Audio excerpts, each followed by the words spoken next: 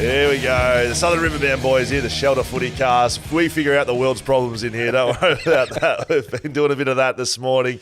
Mark Reddings, Will Schofield with you. How are you, Skeets? I'm going super scully, up and about, being of Queensland origin to some degree. Right, I watched that last night. Yeah, it was a massive win. They were down to 12 men, a horrendous sin binning with 10 minutes to go. So they're one short. In rugby league, that means the opposition generally scores at least once, if not twice. Guess what? They scored twice, win game one. Happy days. The good guys get the result against the arrogance of New South Wales. Right. So as a complete independent in this, right, aren't the Queenslanders the arrogant ones? No, mate, it's like everything. It's like Victorians against Western Australians and South Australians. The Vics, the big V, they strut around. The Vics are the arrogant ones. Exactly. Yeah. Well, trust me, it's New South Wales who just think that they've got the best competition. They allowed us into the NRL, so to speak. So right. No, Queensland are not the arrogant ones. They're the battlers, the underdogs. See, all these battlers and the Queenslander, all this bullshit. I was listening to the commentary. It sounded like it was getting run by a bunch of blokes from Queensland. No, they were so disappointed when New South Wales was scoring.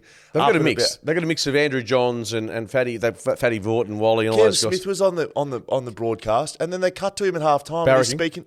Mate, he was fucking addressing the team. He was coaching. Yeah.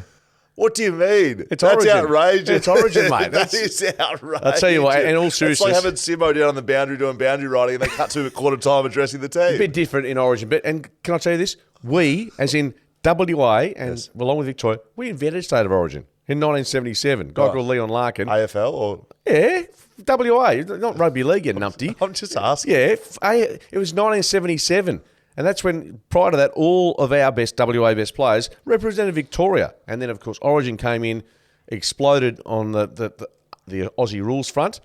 About 5 years later, the league boys picked it up. What killed it for the AFL? Because the NRL, they continue their season. The players get pulled out of the team. Some of them are playing on Saturday after playing last night. They get paid big money to play. Yes. What killed it for AFL? I think what killed it for, and this is not throwing it directly at someone like Mick Malthouse, but our club competition. Well, bear in mind back in 1991 or around that, the Eagles were going super, and so they had probably 12 plus players who would have been in the State of Origin side. So club loyalty and club interest certainly took hold, and to us the premiership, and it is also in the NRL, the premiership for the title of the best club team is number one, but they've just been able to agenda. There's been a great hatred between Queensland and New South Wales for that just took off. Whereas ours, I think our competition has got bigger than the NRL. Yes, and our desire to have players healthier took over that parochial W. Because some say we have a state match every second week.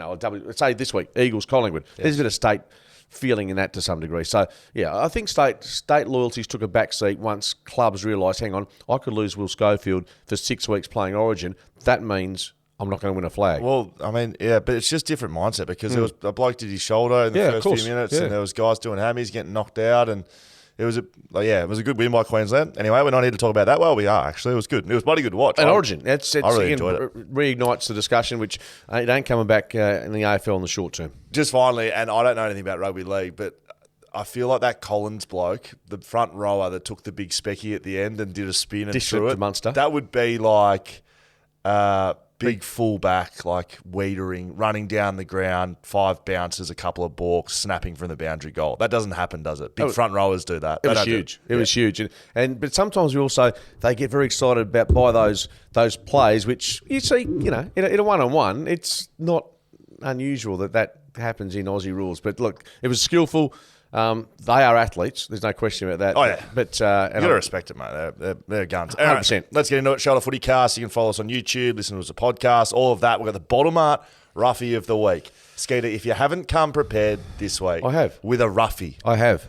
I know you pick one every week, but a roughie. Okay. I mean, just, bear in mind, the roughies that you've selected, they're still playing. And I'm not far behind you. Okay, I was going to say Lord of the Tips over here. No, I'm going to shot. One thing I'm not doing is following anything that you give me as a moral. Perfect. Trust me. Good. After I beat you 5-2 last week. Perfect. You do that. Make sure you get down to Frothtown in August. We'll keep mentioning that. A couple of frothies for you, Skeeter, down there. Now, big moments of the round. There's a fair bit going on. The mid-season draft was last night. West Coast had one pick. Fremantle had a pick as well. West Coast took Ryan Marrick, and he's come out and said it is Marrick, even though the family name is Marriage, but he's been called Marrick for so long that he's just going to go with Marrick. 193 centimetres.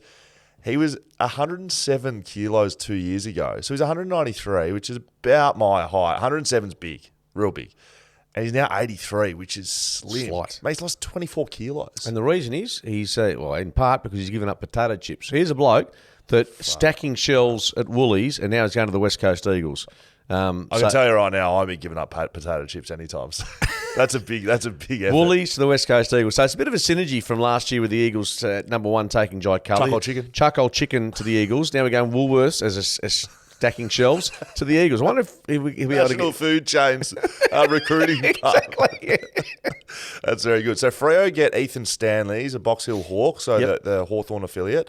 180 centimetre, 88 centimetre wingman. So relatively tall running type. He's had a good year in the VFL. He was a little bit injury hampered last year, but he's built his game this year. So just in brief, just those two selections, you wouldn't have thought Ethan playing any time soon for the Dockers, given the way they're playing and their health. Let me just say though, 3-4 weeks ago, we were saying, "Where's their run? Where's their carry?" Driscoll's not going well. Frederick, so they weren't in the side, and they were really struggling for running type. So I would say they've identified that that's a depth position. They needed to add some depth there, right? Yeah, possibly. But as for, I got asked on radio this morning, will Marrick play this weekend for the Eagles? I said, surely not. But is it in the short term? Not the AFL. No, that's what I'm saying. Surely not this week. No, surely not. But is it within 2 or 3 weeks? Yeah, definitely. Yeah, it has to be. Otherwise, why would you draft him? No, definitely. I mean, the reason you would draft him is to add depth to your squad. I keep going on about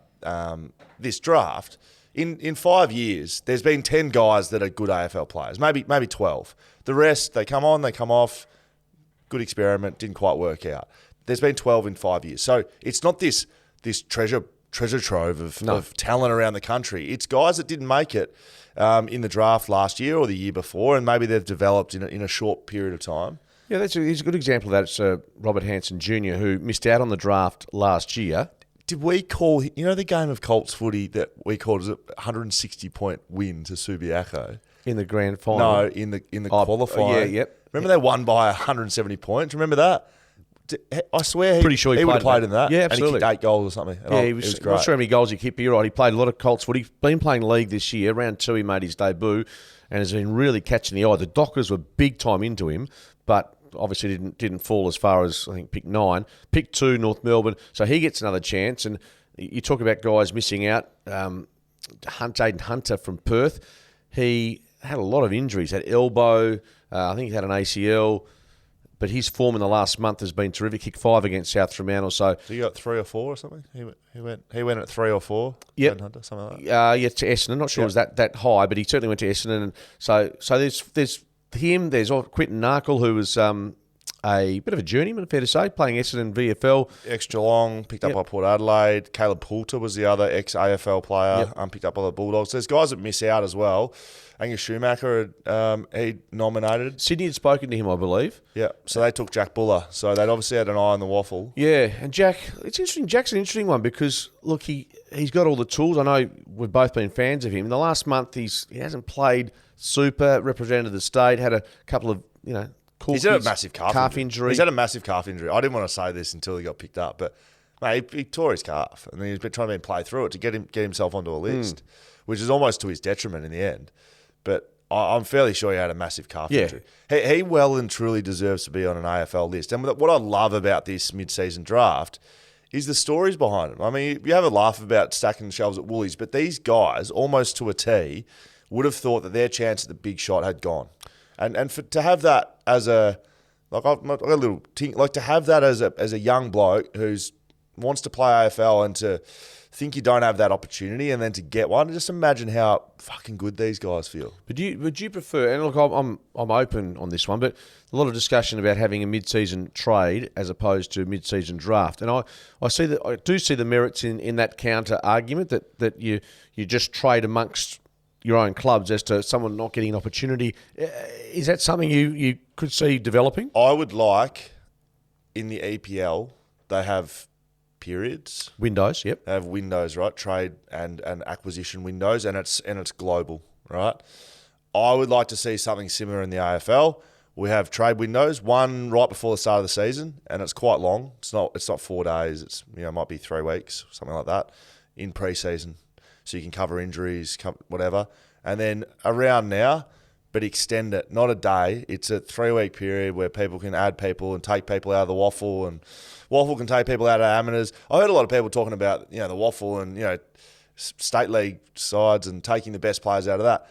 Waffle have got, and VFL and Sandford have got no issue taking it out of the ammos, and not saying that's the same thing, but they take players from below them as well. So I don't think we should be protecting the state leagues. They're there to develop players to send them to the big league. No sympathy at all. I mean, we spoke to Peter German on the Waffle podcast. I have some sympathy, but also it does change the complexion of, and they can add a kid out of the amateurs, can't they? Yeah, as in not to replace the waffle. To be fair, someone like Jack Buller leaving or Jaden Hunter as key forwards, it is pretty hard to change. And look, but Ammos, take the best player out of Ammo's team. It's the same thing. I know that there's a bit more money involved at waffle level, but for that amateur side, that means something to them, doesn't it? Winning a flag. Yeah, I'm not sure you're going to get the Claremont going to head to the Ammos to get their replacement for Jack. Not Buller. saying that. Not listen to what I'm saying. They're not going to replace Jack Buller. I'm saying, it's free slather whenever they like. That if someone's really dominating in the ammos, Claremont can go and add someone whenever they like, right? Nothing to do with the mid-season draft. They can, right? Yeah, I'm not sure the rules of that. They have to have lodged lists, though. Yeah, but they can go and get someone. Yeah. No, I'm just saying, I totally think it's great that they're getting opportunities, but also, it does make it tricky for a club that's now got to rearrange their setup, but, that's it. And yeah, I find it not hypocritical, but these guys exist to get these players on lists, and I just think it's unreal that they get an opportunity. I think extending it and making it more open slather would actually make it less of a burden on clubs. Then they might be able to go to another team in the Sandford or something. I don't know. If you opened it up more, made it less restrictive, I think that would be a way to get around it. The other thing here is West Coast not taking a second pick. There's been a lot of talk about that over the last 24 hours. Where do you sit on that? Do you have a strong opinion on that either way? To be honest with you, look, I've heard different views and different theories on why they should have taken a second player. The line coming out of the club is that they're just taking the one because they've got players that are going to come. They want to incentivise the existing players on the list to get back. Totally. Well, and the injured players we're talking about primarily. So, yeah, I'm not going to take them on that front. Blokes like Paul Hasleby come out and said they can't understand why they haven't taken two. In theory, it sounds right. If you're really struggling for talent and you need an immediate sugar hit, take the two. But I think you've got to bear in mind, the players that are being picked up here, as you said, they've been overlooked in a couple of drafts. These aren't going to come in and, I wouldn't have thought, there are rare exceptions, but make a huge difference to a footy club mid-season. No, they're getting an opportunity on a list to some of these guys, all they need is to be put in the right environment and they'll excel and they'll become a good player. But you're not getting, that we haven't yet had a Chris Judd get picked up. They're not hiding around somewhere and, emerging. They could have just picked him up in the draft the year before. Totally. Right. So, but in saying that, I've been drifting either way, right? I've sort of can understand the club wanting to incentivise their players that they have contracted that exist. They want them to get back, and I do understand that logic. So I sort of, I accept that. I can accept why wouldn't you go and get someone? They've got a waffle team that's just getting barraged every week. Why wouldn't you add someone at the very least to add stock to your waffle side? Because that's what that would do. Yeah. And then I've probably find myself somewhere in the middle, not understanding their salary cap situation. I have a pretty hard. I don't know. I find it pretty hard to think that salary cap would be an issue. These blokes are coming onto a rookie contract for 6 months. Yeah, it's not big bucks. No, and if West Coast is so far harder against the wall, they've got issues regardless. Absolutely, they've got massive issues. If that is can't afford $60,000, bringing in it someone wouldn't even be $60,000. No, It'd be totally agree. $70,000 deal, so 6 months, so a $35,000 deal. And that's all Jack Buller was chasing. As opposed to an 18-month contract, he was just chasing 6 months. Well, you just want to get on, which I quite like because that it opens a way for clubs to give you that opportunity. Whereas if it's an 18-month sort of next year name, that's what he wants, then you're probably going to narrow the clubs that are keen. So I look forward to seeing his development at Sydney. I think he should have been on an AFL list. I think West Coast and Freo have missed out by not getting him. But that's decisions that get made every single year about every single player. So, look, I would just like to see more players get this opportunity. But there it is. That's the wrap-up of the mid-season draft. A couple of little Tribunal things over the last couple of days. Luke Parker went to the Tribunal. He got upheld. Adam Chera went to the Tribunal. He got overturned, so he's playing. Roy Laird overturned. Yep. He's playing. Dane Zorko, he got upheld. He's out, eye gouging. And Jager O'Meara got upheld. He was the last one. So we've had 5 guys challenge. Before this, we had 19 in a row challenge and not get off. I think after this week of tribunal hearings... Clubs will start to... No, we are so less clear. People say, we've got some clarity now. We are so much less clarity as to what you can and can't do in tackles. But I'm saying clubs now must be going... Are they still paying $10,000 to challenge? Last year or the year before, there was a $10,000 fee to challenge. Yeah, there was. I'm not sure if that's still in place. Mate, I'm not going to say it's an absolute joke. It's a farce. But, mate, the players... don't know what they can and can't do on the field, which is a real issue because that's why they're challenging. Confusion. That's what Chris Scott said. There's confusion amongst the players. And even looking at the Jager O'Meara case in point, Charlie Spargo, I'm not just playing out the rest of the game. There's nothing medically wrong with him. And that seems to be a bit of a theme for those players that are defending their... Yeah, so if it's the action, which is what he's been suspended on, and not the result, I think I'm okay with that. If every action gets suspended, right?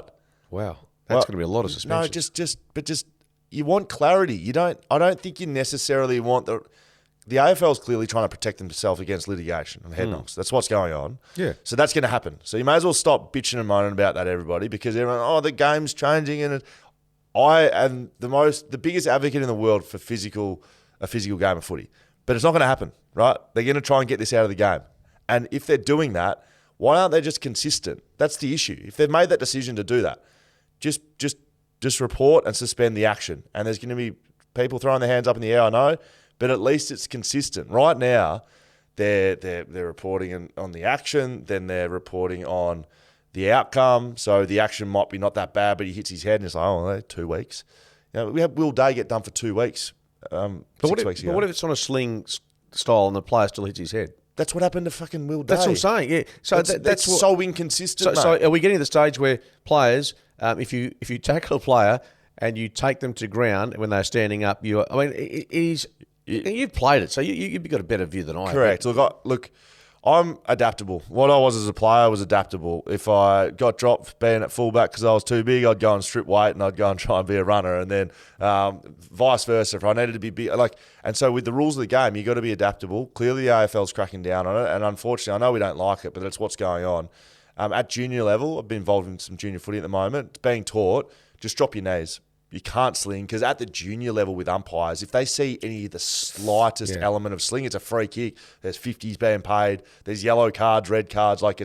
It's a bigger deal. I reckon players are getting better though. In the last month that I've seen, in the way they tackle players and the duty of care, I genuinely believe that the penny's starting to drop. And that's not a criticism of players. It's such a move from what they have grown up for 15, 20 years. Correct, mate. Correct. Let's have a little break and get into the games. Will Schofield, Mark Redding's Shelter FootyCast. We always start in the West, Skeeter, West Coast and Fremantle. Fremantle, they've got the bye. Yep. I can't get that one wrong. Look, I think the Freo bye comes at they'd probably like to keep rolling. Absolutely. Really, I mean, their momentum's up. They've beaten Geelong and Melbourne the last 2 weeks, the last 2 premiers, I might add. So they're flying. They're not in the 8. But they're flying, but they're not in the 8. Yeah. But they feel like they're one of the, I guess, if you put together 4 teams in form, you think of Collingwood, you think of Port Adelaide would rank number 2 at the moment. You think Brisbane, is obviously around the mark. They're around the Bulldogs sort of feel. They've got that feel that they're in a nice sweet spot. I did the ladder predictor on the AFL website. Not sure if you've ever done that. It was a pretty good exercise. It's too hard to do at the start of the season, but you basically get where they are at now and then you pick the rest of the year. So that'll work well. That's bound to work. We're getting friggin' 2 out of 9. But Right, so I had a look and I tried not to pick what I thought because clearly I got no idea, but just a bit on the odds and who's going well at the moment. Freo make the finals. They finish 8th with 14 wins. Essendon miss. Hang on, they need 14 wins under that scenario. Yeah, I think you're going to have to win 14 games. Wow. So Geelong miss with 13 wins. So Freo were 8th, Geelong 9th with 13, and Essendon were 10th with 12. You think Essendon's going to miss? Yeah, even with a run home. Yeah, again, I barely even looked at who they were playing. I just looked at the odds and who was up and about now. There's some big games in there, especially between St Kilda, Freo, Essendon, and Geelong against sides above them. Like if they can knock a few off, then obviously it changes. Yep. But yeah, I had Geelong missing the finals. And Sydney. Oh, yeah, Sydney. So again, I asked the question. I haven't found out the answer, but the last time 2 grand finalists from the previous year missed the finals would be rare. It would be. Get in touch with us on Shelter FootyCast. Let us know. Yeah, let us know. Let Skeeter know.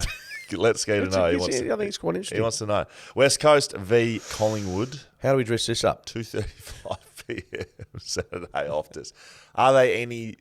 Is there any chance? I mean, you had Collingwood beating North by 70 points. Yeah, and they led by 55 at thereabouts. And then someone got on the phone and said, Mark Rings has got a line bet on this. Yeah, can you drop it? Can you ease a couple of players out of the game? Well, here's the question. Will Collingwood, given the buys come out, will they just give a couple of players an early breather or not? Jamie Elliott won't play. He looks like out. He's pulled up a little bit limp from training. Sidebottom, of course, out with the MCL. They've got a debutant, and I don't have his name here, but I saw it get announced. It was very good. They got him up the front, and they had like a sponsor or like head of commercial say, "Oh, boys, we've got one more thing for you guys to do. It's a big partnership. We're really looking forward to it. Can I get X player? I know you boys are trying to find who it is to announce it, please. It's Collingwood Socials play, Jaden. Find it, please." And he got up the front. He was reading this piece of paper, like really exciting. The Collingwood Football Club. It was a massive weekend for the club and such a great partnership and such a great moment in our club's history. The moment is player number 743 will be debuting for the Collingwood, and he read his own name out, and then it was like, And did he know it was his name? He got halfway through his name, and then he was like, here we go. Yeah, so they've got a debutant playing. Just quickly, that hasn't. I'm sure a lot of clubs do it, but I've seen it with Collingwood, creating a really good culture. Collingwood have been doing that a bit, haven't they? Yeah. So look, I don't think Collingwood get close to winning. West Coast get close to winning this. Luke Edwards will miss with concussion. Greg Clark was a sub last week. I don't know if you bring anyone else out of the waffle. It's the first week they've probably had some players to pick from. Well, I mean, Jamison was impressive at times last week around the ground. I think Campbell Chesser and Elijah Hewitt both need some more time playing waffle. I mean, if you're going to have those two kids as Harvey Harrison, if you're still looking over there, Jaden. Okay, thank you. Harvey Harrison. He's about to give you a clip. Debutant. So he comes in. Yeah, they win. But the upside for the Eagles last week, small mercy, they won the inside 50 count. So haven't done that, I don't think, all year. Maybe the Giants game, they might have been in front. But it was the first time. Yeah, so that's a small mercy. As Adam Simpson said, it was the bare minimum of what was expected last week. They got beaten by 50. So you can dress that up as you like. I'd like to know your margin and how significant this is going to be. 50 points. I don't think it's going to be a 100-point loss. I think. Well, Collingwood, dare I say, don't put teams away in that manner. Yeah, I just think it's difficult to be motivated. They've played Kangaroos last week. 300th game for Cyber. And the week before, I think they've had Essendon, they've had Carlton. They've got a bye coming up. I don't think West Coast beat them, but I just think to stay up for so long, this is a game they'll know that they can win, and if they get challenged at all, they'll know that they're better than them.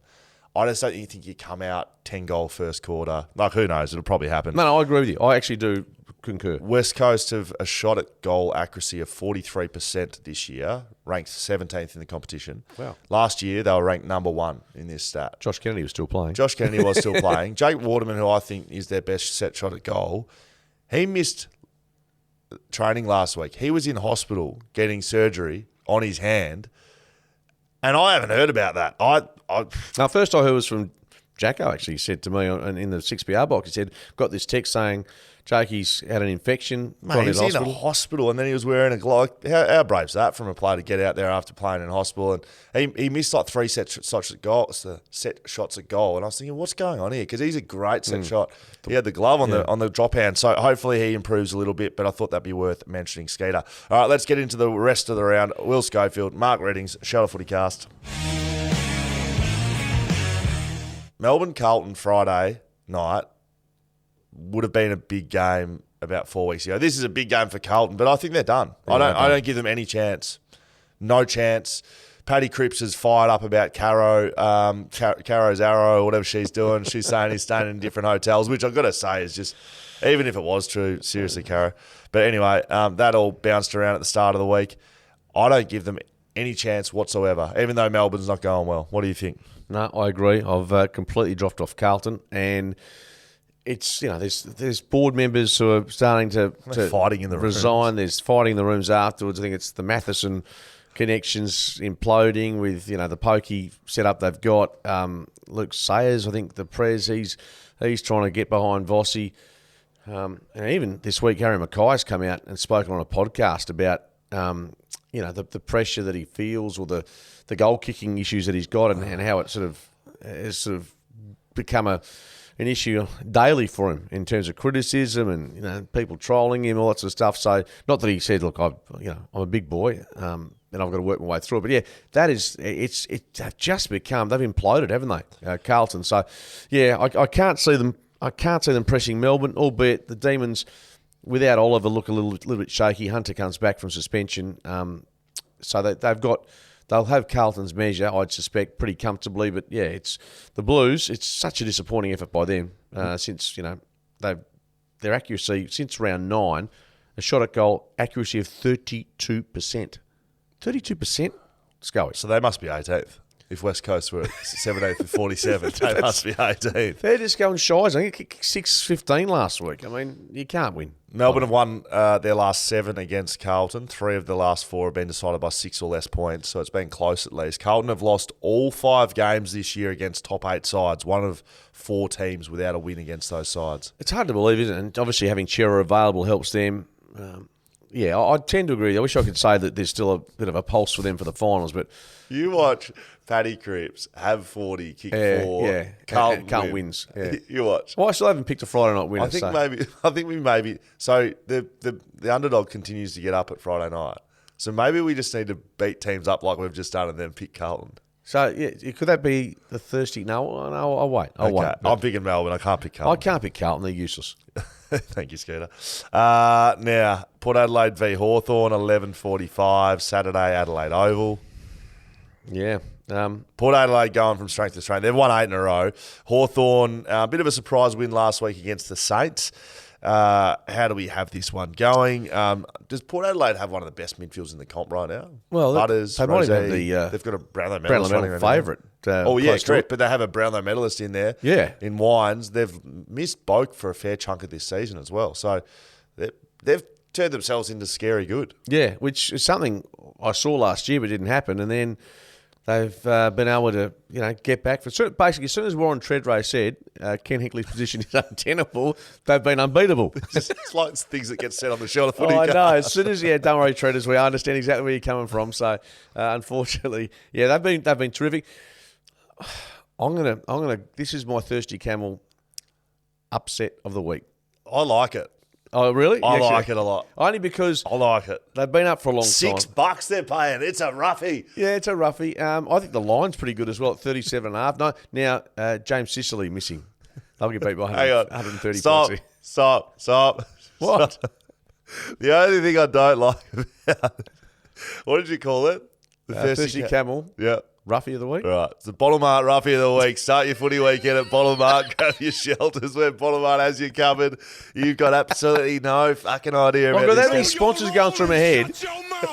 And that many sponsors going through my head, whether it's a Shelter FootyCast or at 6BR. Honestly, I know more sponsors than I do players in the AFL. The bottom art roughie of the Bottom week, art. Skater. You pick me up when teams, where they're playing in the games. I'll tell you about the What sponsors. day? Thank you, Bottom Art, for your Thank you, support Bottom for this Art. program. And Skater's picking Hawthorn, $6 underdog. As our roughie of the week. I like it as your roughie of the week. Yeah. I like it a lot. Hawthorn, this might support this. Hawthorn have won their last two matches at Adelaide Oval, scoring over 100 plus both times. One of those was Port Adelaide. Yeah, I honestly think they'll push them on the weekend, but that's a bit like Collingwood with West Coast. I just think they've been up for a while. This might be a soft kill, they're thinking, but yeah, I just have a little inkling that Hawthorn will trouble them. But what will go against that is Port Adelaide have conceded more than 80 points just once since round 4, 70 points per game, ranked third defensively in the AFL. So okay, smart ass. Let's just keep going, waiting for your. I seriously would love to pick Hawthorn. I would love to pick them. I'll pick Port Adelaide just to go against you, but I don't know if I've got one coming up. We'll have to wait and see. Western Bulldogs v Geelong. Big game. Saturday, Marvel Stadium. Geelong coming off 3-game losing streak. They don't do that very often. Can they come back against the Dogs? Bulldogs lost last week against Gold Coast. Cats still with a big, big injury list. They're missing Guthrie, Holmes, Stanley, Duncan, DeConing, all these guys, none of them playing. Bulldogs will go in favourites into this one, just. Yep. How do you see it going? Yeah, this is one where Cats' record at Marvel, they've scored 100 points pretty regularly in recent times. They've got a decent record against the Dogs, but are they playing well enough? That's the question. I mean, they're just going, aren't they? Is it fair to say if they get rolled here, you put a line through them for finals? Geelong? Yeah. I mean, anyway, they're good enough to win 8 in a row or 9 in a row in the last part of the season to get there, obviously, but they are just going, aren't they? Yeah, they are. Treloar's going to come back as well. So this Western Bulldogs side, I think we both said last week was a bit of a aberration. Yeah, look somewhere else after Darwin, bit of a different game. This is at their home ground, right? Marvel.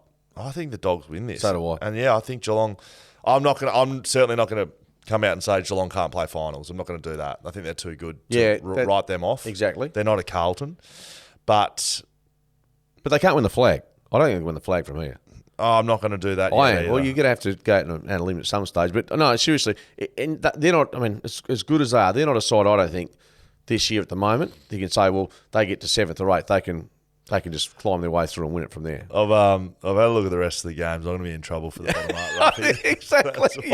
That's why I thought I better get in early. So I can't pick Geelong here as a roughie. No way. They're about $2.10 or something. $2.30 actually. You sure that's not right? You said $3 or above. I did. Piss off. I'm picking Western Bulldogs anyway. Very Me good. too. Gold Coast v Adelaide, Saturday in Darwin. So Gold Coast have been up on... have they stayed there? Do you know? What's that street called? What's the street in I don't Darwin? know. We got kicked out of a pub there once. I know. You said that on Monday. I would like to get some more of that story if you want to keep mentioning it. Look, I don't know if they've stayed up there. I would say they would have. Why would you fly back? For 5 days or for 4 days? No. Are the Suns the real deal or not? Not sure they're the real deal. I think Adelaide is.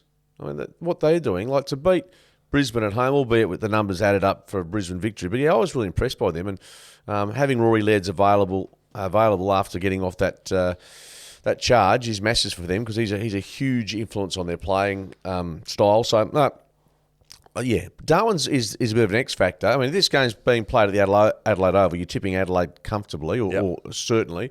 Gold Coast. This is the Darwin aspects. I guess the one that leaves us a bit of a 50-50 game. But I still like Adelaide. I'm going to stay with them. Okay, yeah, I like Adelaide too. I really enjoyed watching them play. They've lost 10 of their last 14 on the road, 3 out of 4 this year. Right? So they haven't been great away from home, but I really enjoyed them at Adelaide Oval. This will be a real test because Gold Coast do play well up here. Stewie Dew's been on the front foot, smacking people out of the way, saying I'm the man for the job as well. Caro, again, at the start of this week, said that Damien Hardwick will coach the Gold Coast Suns. Did you say next that? year? Yep. Yeah, she's also said, can I go back 12 months ago, that Adam Simpson wouldn't be at the club I think she this said year. Clarko would be coaching Essendon as well. Yeah, so let's, as good as a journalist as she's been, there's been a couple of... Mulligans? Shockers. Okay. Yeah, look, I'm picking Adelaide as well. I think it's going to be a good game, though. Matty Rowell's developed himself into a really good player. And Lukosius is... We know how good he is. I think kicked 5 last week. The only pity is, on a bye weekend, we've got 2 games that are of real significance going essentially at the same side by side. AFL, what is going on? That's genuinely what's happening. Yeah. 5:25 kickoff for Western Bulldogs Geelong, 5:30 for Gold Coast Adelaide. That's so dumb. Yeah, totally. Why is that? And they could have seen the tea leaves there months ago and realised that was the case. Get Skeeter into the scheduling box. He'll sort them out. GWS v Richmond. We both tipped Adelaide, by the way. Yes, we did. Okay. You're running out of donuts here. I haven't yet. GWS v Richmond, 11:10 Sunday, Giant Stadium. This one's a close one in the odds department. $1.80 to You're completely screwed, are you? Richmond didn't get the win last week. You're going to have to pick North Melbourne. Can they bounce? This is going to – and, the pricks will get up and win, and you'll just struttle around with your Birkenstocks. And Thank anyway. you very much, Skeeter. GWS Richmond. Yeah. Yeah. Toby Green. Giant Stadium, home. Toby Green. Gun. Did they get themselves up for last week? Yes, they did. They're playing not bad footy, Scully. They've actually been, their ladder position it defies how competitive I reckon they've been. They lost a couple of close games. Yeah, they've won a couple of close games as well. Yeah, correct. Look, I can't read how Richmond's going at the moment. They're up and down, and some weeks they're there and some weeks they're not. Their coach has left. I don't really know where to gauge them, to be honest. Yeah, I've got a bit more trust in the Giants. It's at home for the Giants. Yeah, they've been pretty good at home. I mean, they were beaten by St Kilda recently, but no, I don't. Look, the Giants. I think if you put a line through Adam Kingsley this year, I reckon they've been okay. They've been good. Look, it's not a bottom up roughie of the week, but I'm picking Richmond. I don't know why. I've read a stat here. GWS have won 18 quarters this season, ranked equal 17th. They've only won 18 quarters. So they haven't been very good, even though we think they're going okay. They beat Geelong in Geelong. I realise that's a big win. I think they're up from that, and they'll come crashing back down. Richmond take them at home. What do you reckon? No, you burnt me. Richmond has burnt me a few times this year. They're not going to do it again. If they do, then they can win, and good luck to them. But you're just doing that because you don't want to follow my tips. No, I'm just. I didn't want to tip them last week. You coerced me. I showed weakness in following you, so I'm going to tip the Giants to win at home. And they've got a pretty good form against the Tigers over there in Western Sydney. So, yeah, I think the Giants can win. What's the stadium called? It's just called Giant Stadium. I don't think there's a sponsor attached to it, Scully. Do you reckon it's... No, it's not a bike company. It's not Homebush. No, it's just... I think it's just Giant Stadium. Essendon v North Melbourne, 2:40 Is this the last game of the round? PM, Sunday Marvel. The last game of the round. And ladies and gentlemen, my bottom art roughie of the week. You've been cornered like a rat in an experiment and then nowhere to go. Okay, Skeeter, there you go. I picked North Melbourne to win this game. Why? Okay, I'll tell you why.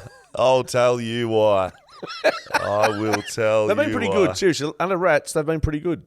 Essendon have won their last 8 against North Melbourne by an average of 35 points. That's not a reason. No. North Melbourne have lost all 5 games against top 8 sides this year. Yeah. 1 of 4 teams without a win. Dylan Shield coming back this week for Essendon. LDU still a week away with a calf. That's good. You can go the other way if you want to. I'll give you a little chop out for bottom. If you want to pick Essendon to win by a margin which translates into 3 goals. Nah. I'm taking North Melbourne. I'm going to stay true to the bottom art roughie of the week. Look, I think North Melbourne, coming up against Essendon's side, the travel factor, Skeeter. We hear Melbourne teams bang on about it all day long. Coming back from Perth. They probably had a couple of beers after the win on the weekend. How good are we? Up and about. North Melbourne just come in, scurrying in like a rat, like me. Brett Ratton, the coach. On board. I'm telling you. North Melbourne. Toot. Wasn't overly impressed by the Bombers last. They did what they had to do. Neither was I. And one guy, with all due respect, I think might have to have a spell. Tipper didn't look up to it fitness-wise. I think he needs to get himself back to the level required. Okay, very good.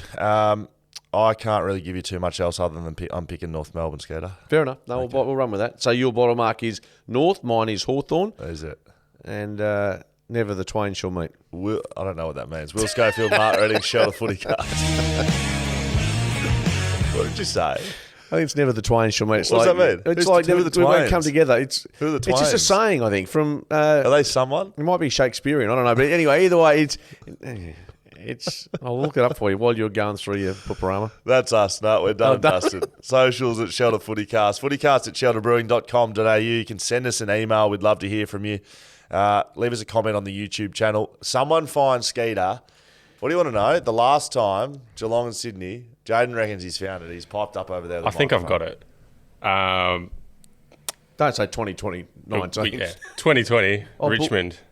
Richmond won grand final 2020. Yeah. And then 2021. Yeah, but who they play in 2020?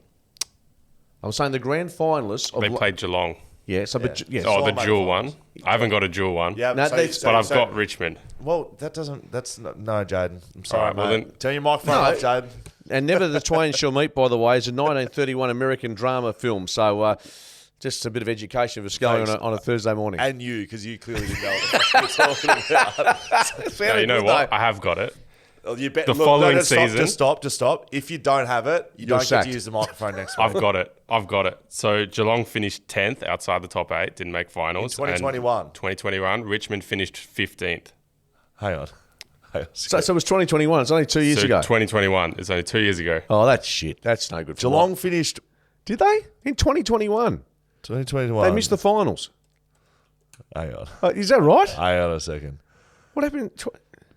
Did they finish 15th? No, mate. They finished third on the ladder in 2021, Jaden. Where? What are you talking about? 2021. 2021, they won 16. 2021. They played in a prelim final. They played in a prelim final. That's Yeah, correct. got belted by Melbourne. Yeah, no, I've missed that one. Turn your microphone off. You're banned. You're gone.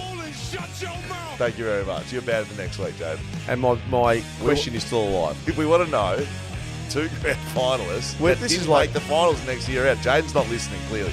Is anyone out there listening? We'll find out.